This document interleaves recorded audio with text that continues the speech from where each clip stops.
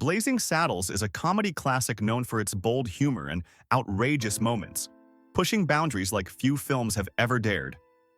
But what if I told you that one of the most iconic scenes in the movie, a moment that became etched in comedy history, was actually an accident? In a moment of unscripted brilliance, a simple blooper was captured on film, and instead of being cut, it was kept in the final version of the movie. What followed was pure comedic gold, forever changing the way we think about the intersection of mistakes and greatness in cinema. In this video, we'll dive into the hilarious story behind this unexpected moment in Blazing Saddles, a scene that, against all odds, turned a slip-up into one of the most unforgettable bits of comedic genius ever to hit the silver screen. Get ready for a behind-the-scenes look at how a simple mistake became comedy magic. The accidental genius of Blazing Saddles. Blazing Saddles stands out as one of the most daring and controversial films of all time.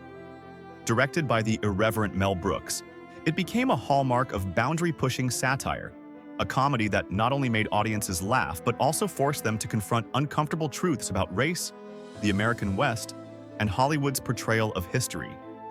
Released in 1974, the film was an audacious send-up of the Western genre, featuring sharp humor and biting social commentary, especially focused on racial discrimination. But even within this brilliantly crafted chaos, some of the movie's most iconic moments were completely unplanned, some even accidental. One such unscripted moment became a fan favorite, forever altering the landscape of Blazing Saddles' legacy. It all started with a blooper, something that wasn't intended to be part of the film at all.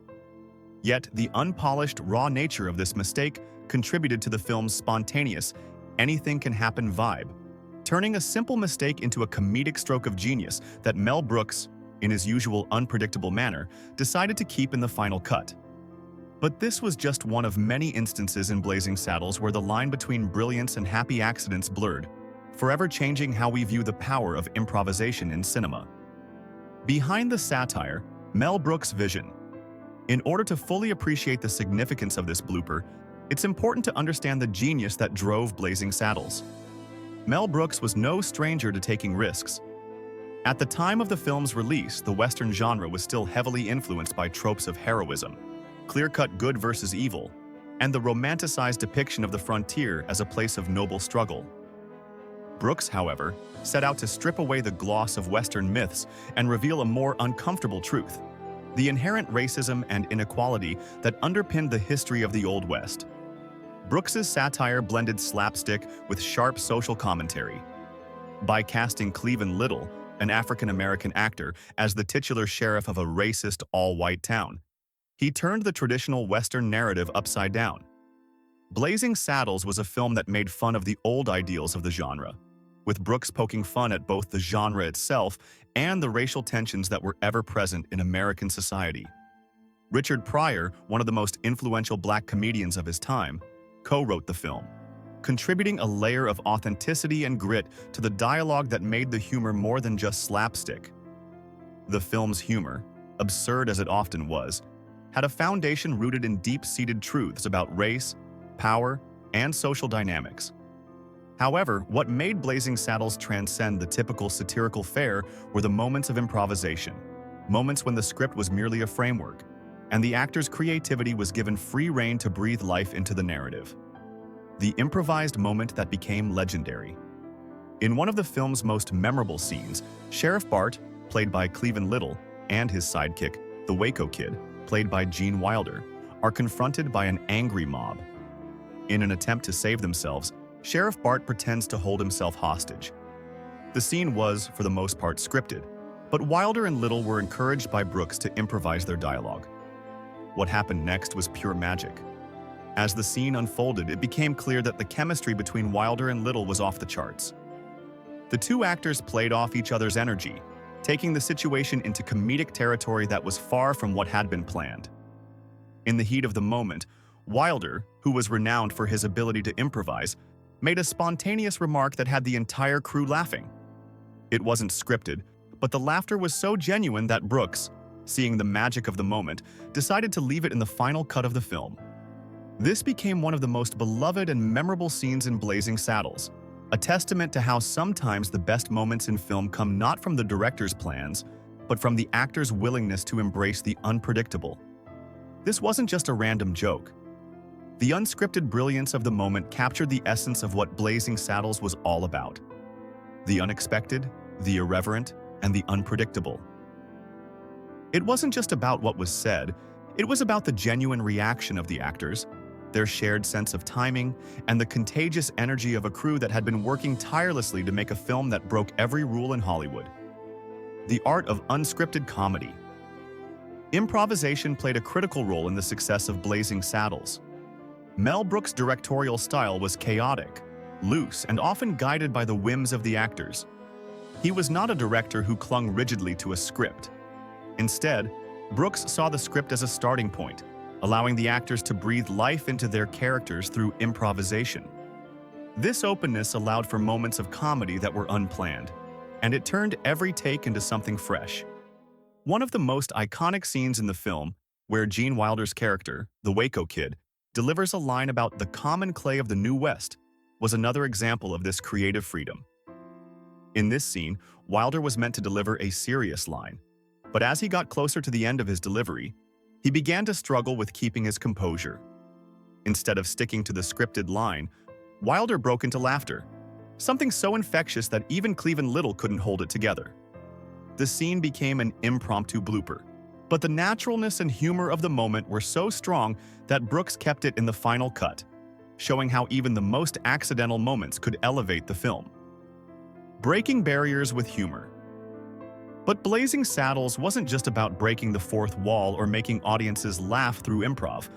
The film's subversive humor was deeply tied to its social commentary. At its core, Blazing Saddles tackled the issue of racism head-on, something that was rare in mainstream cinema at the time. The casting of Cleveland Little, an African-American actor, in the role of Sheriff Bart was a direct challenge to the racist portrayals often found in Westerns. Little's performance was a revelation, showing the humanity and dignity of a character who was both a hero and an outcast. Gene Wilder's character, the Waco Kid, served as Bart's comic foil, but his character was also a sharp critique of the typical Western sidekick, often a role that was meant to support the white hero. The two characters formed an unlikely but effective duo, and together, they flipped the traditional Western tropes on their head. At the time, the film was considered groundbreaking for its ability to blend deep, often painful social commentary with slapstick humor, and it was precisely the improvisation, mixed with brilliant satire, that made it feel so raw and authentic. The theme song, another happy accident. If you think the magic of Blazing Saddles was limited to its scenes and improvisation, think again. Even the film's iconic theme song came from an unexpected twist of fate. Mel Brooks, always aiming for humor in everything he did, wanted a theme song that would playfully mimic the over-the-top dramatic scores often found in Westerns. He knew he needed a voice with authenticity, someone who could really sell the Western feel. Enter Frank E. Lane, a renowned singer with a voice made for classic Western ballads. Lane, who was working in Las Vegas at the time, didn't know much about Mel Brooks but was willing to lend his talents. He agreed to record the theme song, thinking it would be for a serious Western film. However, once Lane saw the finished footage of Blazing Saddles and saw the absurdity unfolding on-screen, like a man punching a horse, he was horrified. He had given the song a serious, dramatic delivery, and now he found himself in a comedy film that was far from serious. He later joked about his initial embarrassment, but it only added to the story of how Blazing Saddles turned the conventional Western score on its head. The controversial villain name. Even in naming the villain, Mel Brooks found a way to inject humor into the process. Initially, Brooks intended to name the villain Simon Lamar, but after some thought, he changed it to Hedley Lamar as a playful nod to actress Hedy Lamarr. It was a harmless joke, until Lamar herself learned of it. She sued Brooks for defamation, believing the character was an intentional slight on her. Brooks, not realizing the potential for controversy, had thought of the name as just a bit of fun, and it wasn't until later that he realized it might have been in poor taste. Despite this, the name stuck, and Harvey Korman's portrayal of Hedley Lamar became one of the film's most memorable comedic moments. Legacy and impact of Blazing Saddles controversy. Blazing Saddles didn't just break new ground for its humor and satirical approach to the Western genre, it also challenged how films could handle controversial issues. The film's unapologetic humor, mixed with moments of genuine emotional depth, created a lasting impact on both Hollywood and American culture. Although some of its humor, especially its racial commentary, remains controversial today, the film's legacy is undeniable. It paved the way for later films that tackled social issues with humor, showing that comedy could be used not only to entertain, but also to provoke thought. Sure, to transform the content you've provided into a more detailed, expanded narrative, here's a revised and expanded version with added context, vivid descriptions, and relevant background information. This will cover the main points of the original paragraph while enhancing the depth and scope of each section. The legacy of Blazing Saddles and the unexpected moments that defined it. Blazing Saddles is often hailed as one of the greatest comedies of all time. Directed by the legendary Mel Brooks and released in 1974, the film continues to stand tall as a testament to bold satire, irreverent humor, and the power of breaking boundaries. But while its reputation as a cultural icon is well established, many of the film's most iconic moments were not part of the script. Some were mistakes, improvisations, or happy accidents that Brooks and his cast decided to keep in the final cut, turning what could have been embarrassing moments into comedic gold. This particular type of genius is what separates Blazing Saddles from other comedies of its time, and helps explain why it remains a touchstone of American cinema. A groundbreaking satire in a changing world. When Blazing Saddles was made in the early 1970s, American cinema was on the cusp of transformation.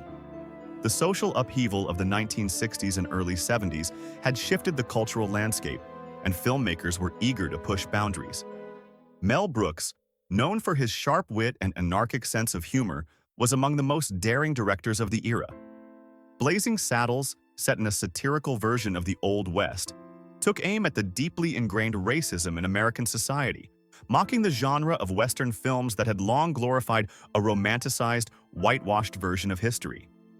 The film follows Sheriff Bart, played by Cleveland Little, the first black sheriff of a racist town in the West. His appointment is an act of defiance against the entrenched racial prejudices of the time, and the film cleverly flips the genre on its head by exposing the absurdity of racism in a way that was never before attempted in Hollywood. For many at the time, it was a revelation, a film that not only mocked the Western genre, but also offered a biting commentary on race relations in America. The importance of improvisation in filmmaking. One of the defining features of Blazing Saddles is the film's reliance on improvisation, which was encouraged by Mel Brooks throughout the shooting process. Known for his chaotic, loose directorial style, Brooks allowed his actors to improvise lines, turning the set into a playground of spontaneity. This approach to filmmaking wasn't just a creative tool, it was integral to the magic of the film. The actors, particularly Gene Wilder and Cleveland Little, were given room to experiment and bring their own humor and personality to the table. One of the most famous instances of this occurred during a scene in which Sheriff Bart and the Waco Kid, played by Gene Wilder, find themselves trying to outsmart an angry mob. In an unplanned sequence, Sheriff Bart pretends to hold himself hostage in an attempt to buy time, but Wilder's impromptu response became one of the film's most memorable moments. It was a blooper in the truest sense, as Wilder's line wasn't scripted, but his reaction was so perfectly timed that the entire cast broke into laughter. Brooks, seeing the magic in the moment, decided to keep it in the final cut. The result was a scene that felt fresh, genuine, and completely unpredictable, qualities that are often the hallmark of great comedy. This improvisational spirit didn't just apply to the cast's interactions. Mel Brooks himself was not afraid to push the boundaries of what was acceptable in Hollywood at the time.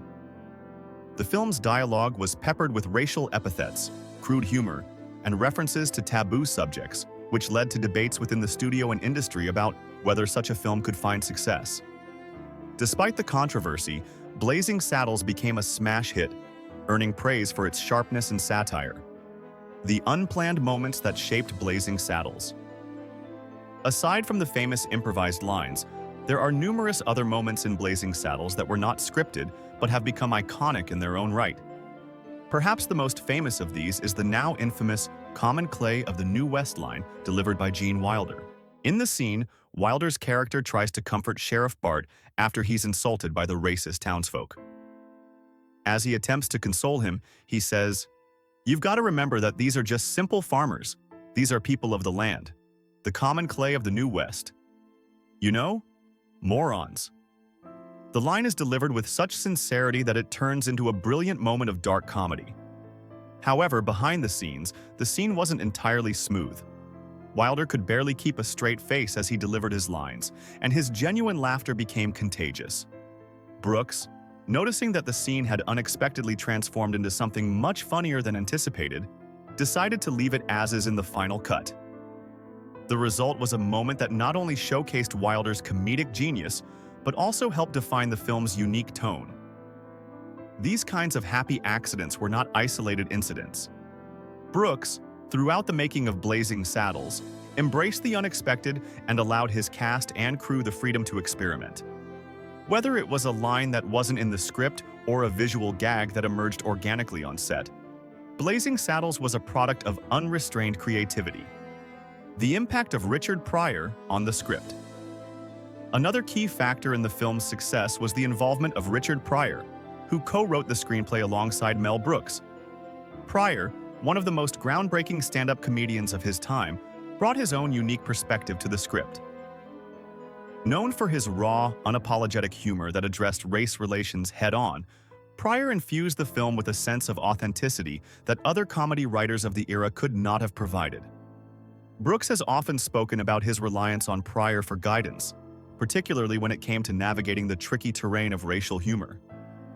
In a time when the use of racial epithets on screen was still highly controversial, Brooks would often turn to Pryor and ask, "Can I use the N-word here?" Pryor, who had lived through the struggles of being a black comedian in a predominantly white industry, would reply, "Yes, you can use it," offering his approval. Brooks, who recognized the importance of authenticity in the film, trusted Pryor's judgment and used the opportunity to tell a story that was both comedically daring and socially relevant. A song born from a lie, the story behind the theme song. A lesser-known detail about the making of Blazing Saddles is the creation of its theme song, which itself has an interesting and humorous backstory. Mel Brooks wanted a song that would reflect the over-the-top nature of the Western genre, something that would evoke the grandeur of classic Western soundtracks like Gunfight at the OK Corral. Brooks, in his typically spontaneous manner, thought of Frank E. Lane, a singer known for his dramatic voice, and approached him to perform the song. However, Lane had no idea what Blazing Saddles was about. When he was asked to record the song, he believed it was for a traditional Western film, not a satirical comedy. As Lane later recalled in his autobiography, That Lucky Old Son, he gave the song his best dramatic reading, only to feel embarrassed when he saw the wacky, absurd scenes unfolding on screen, scenes that were the very antithesis of what he had envisioned. Lane's confusion was part of what made the song so great.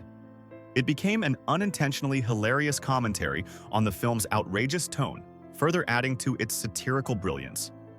The song, which became one of the most memorable elements of the film, was a perfect example of the unplanned moments that helped Blazing Saddles become a classic. Lane's performance, which he later accepted with good humor, added another layer of charm to the film's offbeat energy. The lawsuit with Hedy Lamarr. As with many films that challenge societal norms, Blazing Saddles was not without controversy. In fact, one of the more bizarre chapters in its history involves a lawsuit filed by actress Hedy Lamarr. Lamarr, a famous actress known for her roles in classic films like Algiers and Samson and Delilah, took legal action against Mel Brooks and Warner Communications for using a character in the film with a name very similar to her own, Hedy Lamarr. The character of Hedy Lamarr, played by Harvey Korman, was the film's villain. The joke throughout the movie was that every time the character was addressed, he corrected others, saying, "It's Hedley, not Hetty." In her lawsuit, Lamarr argued that this was a clear case of identity theft, claiming that she had never given permission for her name to be used in the film. Lamarr sued for $10 million, a sum that was significant for the time. In the documentary Bombshell, The Hedy Lamarr Story, Brooks reflected on the lawsuit and his decision to settle out of court. He admitted that while his lawyer thought they could win the case, he personally didn't want to fight Lamar, a woman he respected. Brooks, ever the diplomat, chose to settle the case peacefully, offering Lamar whatever she felt was fair. While the exact amount of the settlement is unknown, it is clear that Brooks's respect for Lamar and her contributions to cinema influenced his decision. The lawsuit, while it caused some brief tension, ultimately did not have a lasting impact on the film's success or Brooks' career. In fact, it has since become a curious footnote in the history of Blazing Saddles, adding another layer of intrigue to the film's colorful legacy, controversy, and studio concerns. Even before the film's release, Warner Brothers executives were concerned about the film's content. They feared that the film's use of racial slurs and irreverent humor would result in backlash, especially given the cultural climate of the 1970s. Some studio execs even suggested that the film be buried and never released, while others demanded major rewrites. Brooks, however, was adamant that the film remain true to his vision. He fought for his creative control, refusing to make changes even when faced with significant pressure. His contract gave him final cut, and he was determined not to compromise. "I wouldn't do any movie unless I got final cut," Brooks explained in later interviews. "I knew even with the producers, I had big fights with the studio. They wanted to change 100 things." In the end, Brooks' determination paid off. Blazing Saddles was released as he had envisioned it, and it went on to become a massive hit, grossing millions of dollars and earning 3 Academy Award nominations. The film's success was a triumph of artistic integrity and a testament to Brooks' ability to navigate the studio system while staying true to his unique vision.